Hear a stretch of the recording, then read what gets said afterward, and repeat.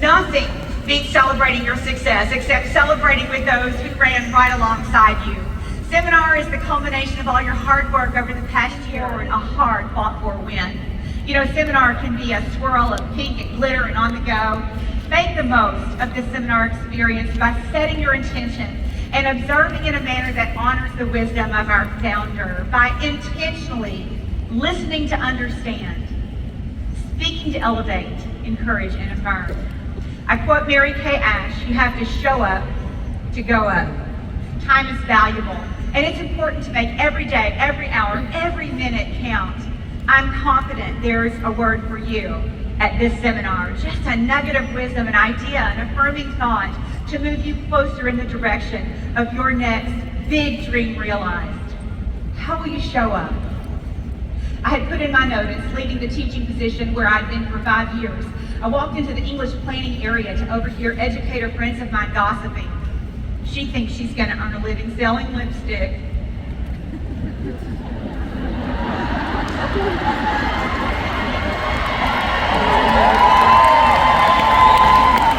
She'll be back. These same people who consistently uttered the celebration of Hump Day, TGIF Friday, alongside of only 5 more years to retirement, truly living a fully joyful life, right? But I love these people, and I couldn't imagine they would vocalize doubt or criticism about me. It was the first of many yet to come. I mean, I had plenty of doubt on my own without any additional help. I'd never sold anything. Nobody in my entire family had successfully sold anything. We don't have an entrepreneurial lineage. I don't know many people. Who will my customers be? I mean, who will my team members be? I have no idea how to hold a party. Can I really take people's money in exchange for a product? When all I had was a big dream and a dim whisper of direction, my confidence was fragile and my experience was slim. Let me tell you something loud and clear from a rear view perspective. Someone else's doubt about you is no indication of your potential success. So how do you bring a big dream across the finish line? It's almost this simple. Pay attention to how average people live and run their lives, and do the opposite. My naysayers, the backbiting, negativity, it didn't stop, and neither will yours. You can, however, get better and stronger. How? First, by showing up.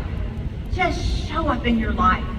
Get off remote and rote. People do today what they did yesterday, not because it's the life they designed or the ideal they want to live, rather out of habit. They haven't questioned the pattern. Today's a repeat of yesterday because there's been no worthy challenge that takes you out of comfort and into growth. You know what? Most people just don't want the disruption. The degree to which a person can grow is in direct proportion to the amount of truth they can accept about themselves without running away.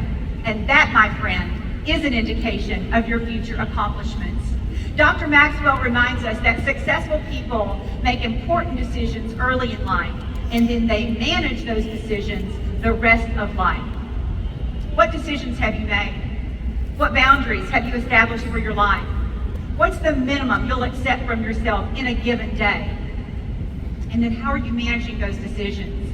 In isolation, in community, in accountability, in joyful connection?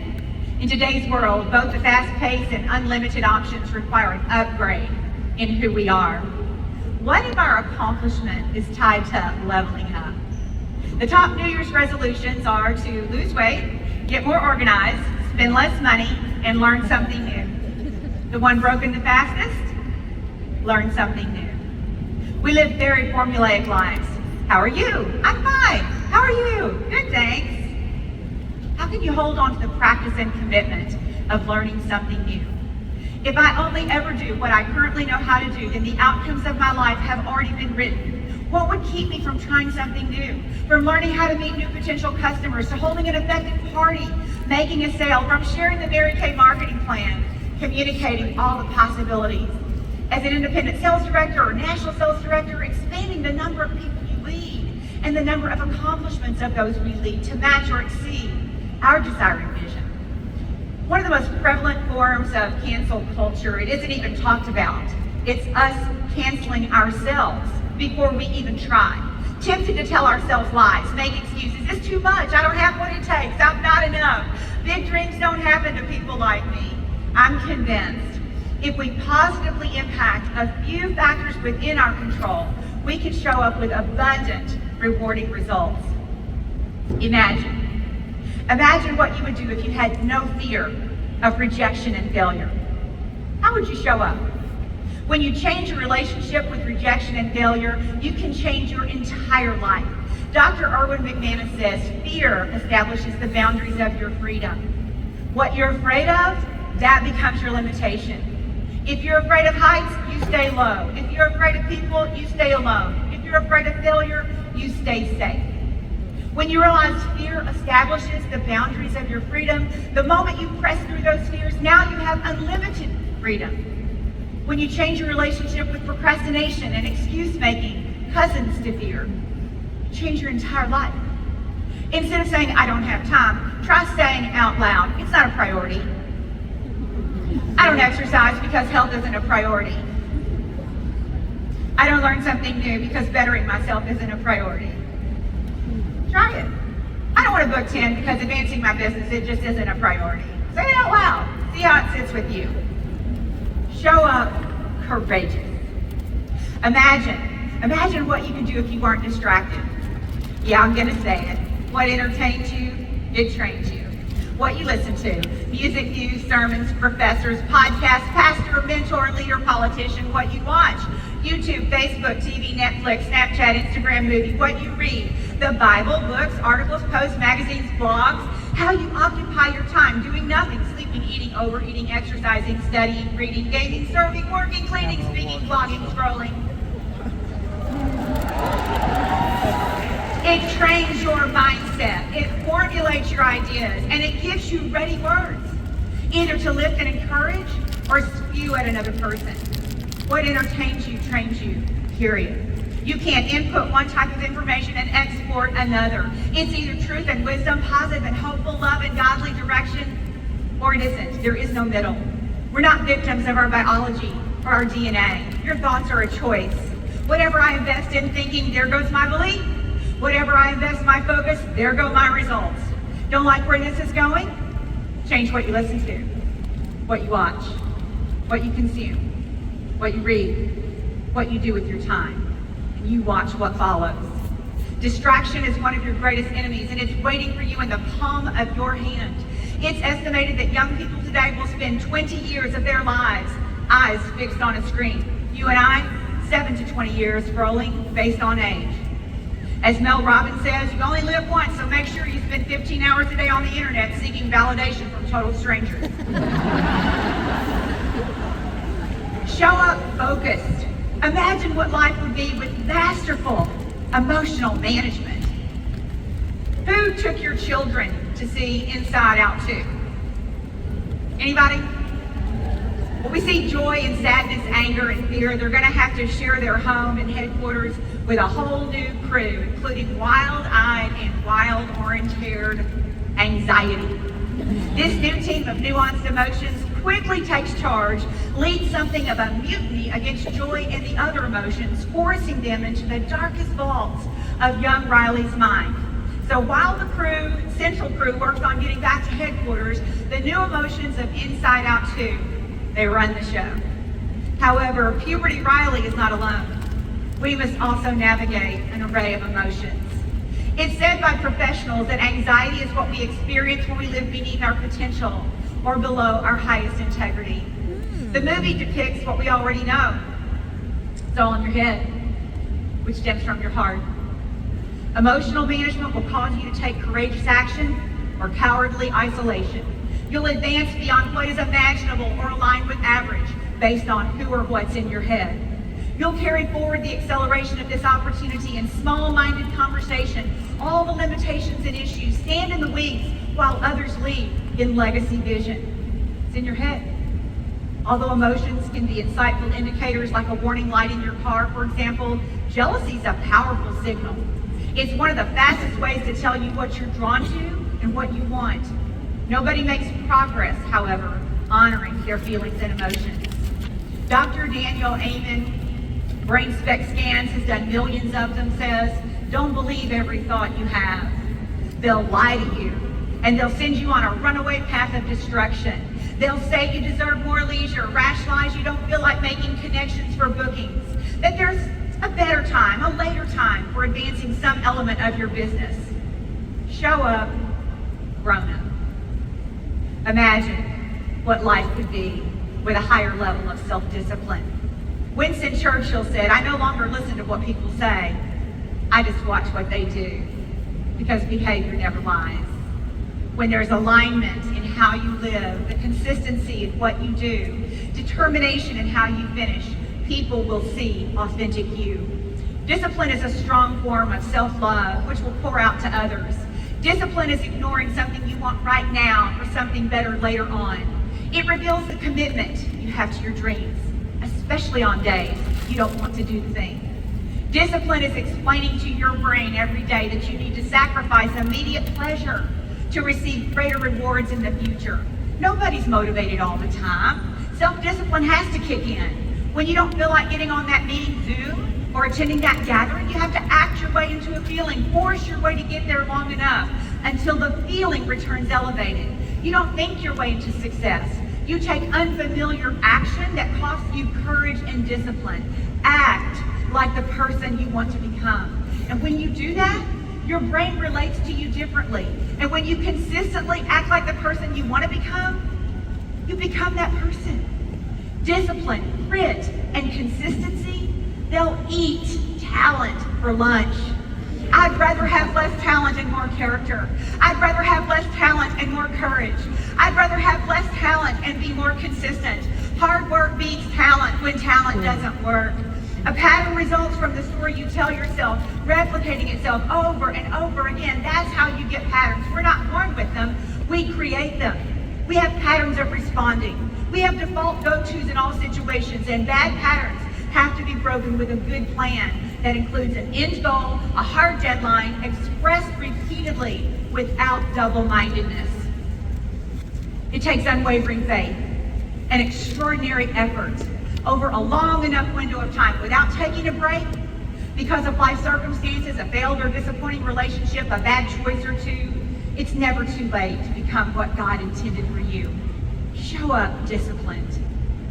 Imagine being in community, healthy accountability with strong friends, leaders who inspire, sharpen, and elevate you. Proverbs 18:1 says, he who isolates himself seeks his own desire. He breaks out against all sound judgment. Wisdom and truth are absent because where isolation abounds, deception thrives. In our post-COVID, blue-check, celebrity-driven, me over we mentality, it's possible we might diminish what we have to offer. Whereas the arrogant mindset is, do you know who I am? Our founder knew that true influence is you focusing out into the world of others and living a vision in the decision of your priorities, sharing this opportunity that could positively impact their lives, and that's where true peace and influence takes place. The future you is depending on current you to keep the promises you made to yourself yesterday. I see it every year. Big, lofty statements made 3 days from now. A few months later, they get reduced.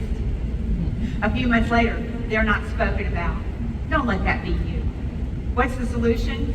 It's showing up in connection and community. It's showing up in accountability and tracking. It's showing up celebrating small wins without taking a break. It's showing up and holding yourself to a standard. It's showing up, not because you have to, but because you get to. You, my friend, need to know your worth. What you have to give away is invaluable. You'll level up when you show up connected. I have some interesting news for you. No one's coming. No one. Nobody's coming to tell you to get off that app, to turn off the TV. Nobody's coming to tell you it's time to go to bed. Nobody's coming to tell you to lace up those sneakers and grow some muscle. Nobody's coming to tell you to stop scrolling other people's highlights. Nobody's coming to make that list for you, those texts or those calls. Nobody's coming to tell you to put down that drink, to plug your ears from that negativity, to get away from that person. You know that person, somebody trying to get you to do less so they don't feel threatened by your success. Nobody's coming to tell you to stop it with a compromise. Nobody. You're always going to have to push yourself to parent yourself. As long as you stay the same, you'll stay in the same place. It's up to you. You're going to have to make decisions you've never made before, pay a price you've never paid before, take actions consistently you've never taken before. What's inside of you that your life needs to express? Someone else's dream is tied to your boldness. Someone else's dream is tied to your vision. Someone else's dream is tied to what this opportunity can give them. Will you level up and show up? Today I stand before you at my last seminar as an active national sales director. I could have entertained you with stories full of humor, mistakes, hard knocks, laughter, gaps, and imperfections galore. However, I decided to bring you my loudest applied lessons and heartfelt gratitude. I've lived 60% of my life in the Mary Kay business. As a young single woman in my 20s, becoming an independent sales director, married, and childbirth in my 30s. In fact, my one and only son, born at this seminar on day 00 in 1994, is here with me today as a 30-year-old.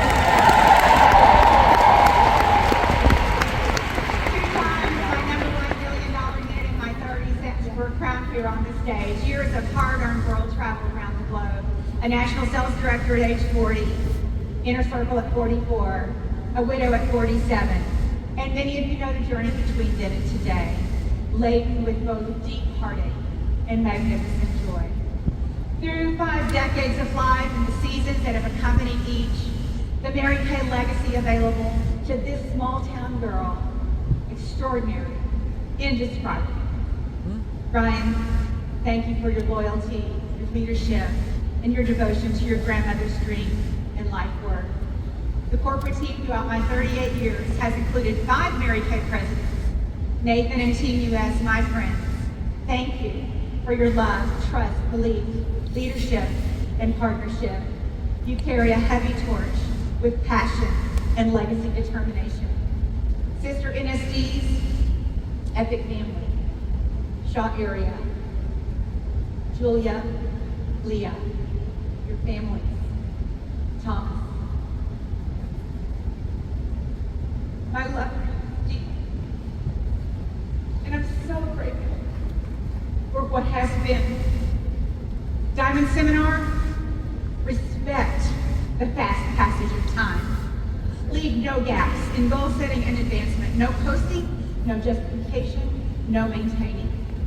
Full out, all in, show up in your one and only, God-given, unique, exceptional life. There comes a point in time in your life when you must evaluate the fruit of your choices. I pray that when you're at my season, you'll be able to say, as I am saying today, I have chosen. God bless you. Thank you. Let's hear it again.